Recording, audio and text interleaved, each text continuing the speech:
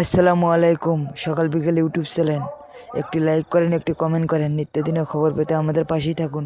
গুম খুনের শিকার পরিবার, জুলাই আন্দোলনের শহীদদের প্রতি শ্রদ্ধা জানিয়ে বরিশালের তেজগাঁও ময়দানে নির্বাচনী জনসভায় বক্তব্য শুরু করেন বিএনপি চেয়ারম্যান তারেক রহমান।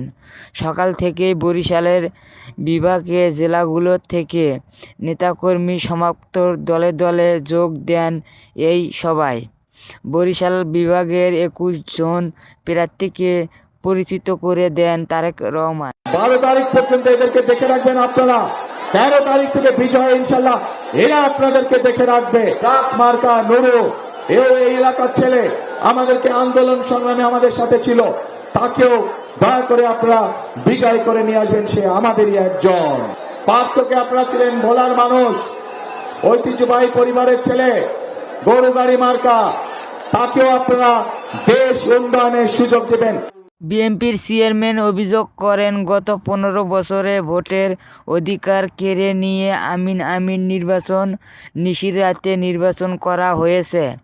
আগামী নির্বাচনে বিএনপি বিজয়ী হলে জনগণের ইচ্ছায় দেশ পরিচালিত হবে বলে জানান তারেক রহমান। আমিন নির্বাচনের মালিক যারা, নিশিরাতের নির্বাচনের মালিক যারা, তারা জনগণের প্রতিরোধের মুখে এই বাংলাদেশ ছেড়ে পালিয়ে যেতে বাধ্য হয়েছে। এখন এই বাংলাদেশ হচ্ছে জনগণের বাংলাদেশ।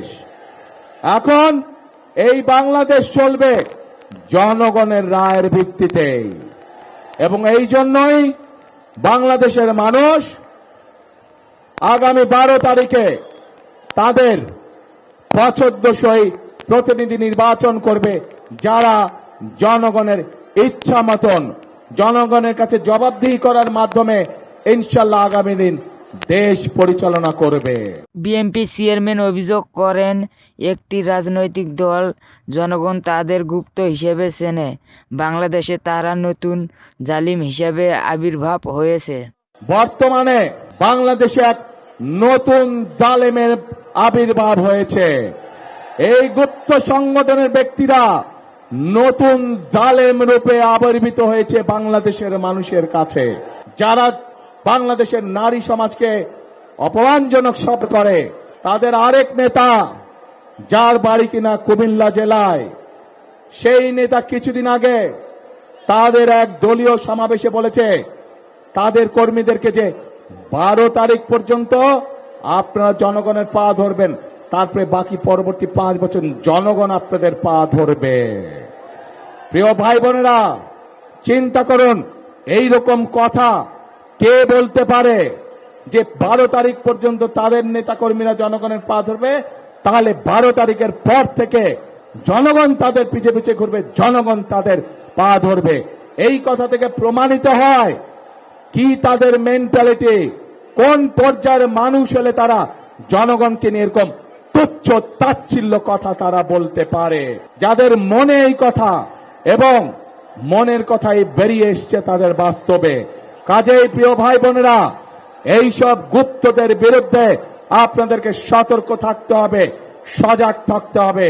যারা দেশের মানুষকে সম্মান করতে জানে না, যারা পরিকল্পনা করে রাখে যে 12 তারিখের পর থেকে তারা জনগণকে নাকে দড়ি দিয়ে ঘোরাবে, তাদেরকে উচিত শিক্ষা আপনাদেরকে দিতে হবে। প্রিয় ভাই বোনেরা, বরিশাল বিভাগে সংকট এবং সমাধানের পথ দেখিয়ে নির্বাচনী প্রতিশ্রুতি দেন তারেক রহমান। আমরা এলাকার উন্নয়নে বিভিন্ন সময় বিভিন্ন কাজ করেছি, কিন্তু আরো বহু কাজ করা বাকি। যেমন বরিশাল ভোলা ব্রিজ, এই কাজটি আমাদেরকে করতে হবে। এখানকার শেরে বাংলা মেডিকেল কলেজ, সেটিকে এলাকার মানুষের চিকিৎসার জন্য উন্নত করতে হবে। ভোলাতে মেডিকেল কলেজ, সেটির কাজে আমাদেরকে হাত দিতে হবে। সবচেয়ে বড় সমস্যা এই এলাকার নদী ভাঙন সমস্যা। মানুষের তাদের কবর ভেঙে যাচ্ছে, মসজিদ ভেঙে যাচ্ছে, বাপ দাদার ভিটে বাড়ি ভেঙে যাচ্ছে। প্রিয় ভাই বোনেরা, এই বিশাল এলাকাকে আমাদের বেড়ি বাদ দিতে হবে। রাস্তাঘাট ভেঙে ধ্বংস হয়ে গিয়েছে, স্কুল কলেজগুলোকে ভেঙে ধ্বংস হয়ে গিয়েছে। ছোট ছোট হাসপাতাল, উপজেলা স্বাস্থ্য কমপ্লেক্সগুলোতে ডাক্তারের অভাব, স্কুলগুলোতে শিক্ষকের অভাব। এই সকল সমস্যার সমাধান আমাদেরকে করতে হবে। এই সকল সমস্যার সমাধান বিএনপি তখনই করতে পারবে যখন আপনারা ধানের শীষকে ইনশাআল্লাহ নির্বাচিত করবেন। একটি লাইক করেন, একটি কমেন্ট করেন। নিত্যদিনের খবর পেতে আমাদের পাশেই থাকুন। সকাল বিকেল ইউটিউব চ্যানেল।